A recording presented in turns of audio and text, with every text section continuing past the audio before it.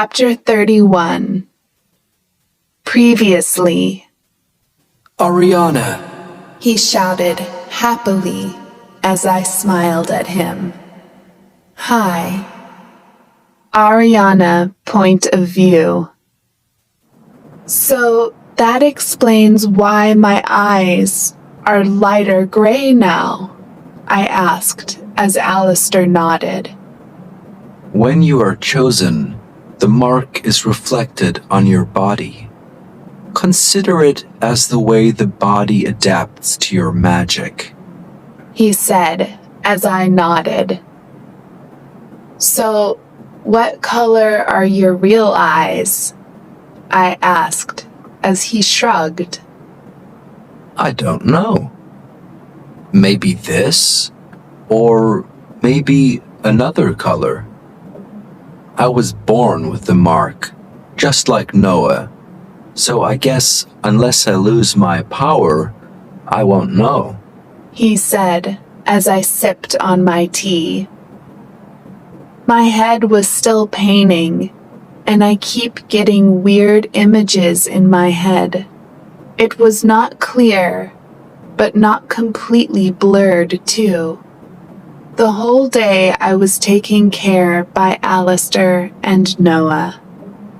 They all run around me cutely, tending to my needs. Mommy, do you need anything? Noah asked as I laughed and picked him up. I placed him on top of my lap as he started to struggle. Mommy, you are sick, he said as I fake grasped. Do you mean Mommy will spread sickness to her baby boy? I asked as he turned and started to say no. His eyes started to tear up, and I laughed. I know. Evil Mom. Mommy was just joking. I just want to cuddle my baby, I said, as I hugged him tight, kiss his forehead. I can't believe I'm starting to feel jealous of my own blood. I heard Alistair grumble. Mommy will give you a hug as well, Noah said, as he looked at his father. But he only smiled sadly at my son and shook his head. Oh, come on, big boy. I guess a hug won't hurt, I said as I put Noah down. I looked up and laughed at his shocked expression. Blood was flushed to his cheeks, and his eyes were wide open. I won't offer twice, I said, and before I could continue with my speech, I was lifted up from the chair and engulfed in a huge body. I had to wrap my legs around his waist so that I won't fall, but nevertheless I hugged him back. His face was dug deep into my neck, his breath sending shiver to my body. I missed this. He said as I parted and looked down at him. He smiled up at me, his eyes full of nothing but love. Suddenly, the vision changed and I saw another image. I saw myself, but I was younger. Aria! A voice came from behind me. I turned, but was stunned when the younger version of me ran past me. She jumped on top of a man and wrapped her leg around him. They hugged tight before they parted. I missed you, He said, parting, and I grasped as I saw his face. It's Alistair, a younger version of him.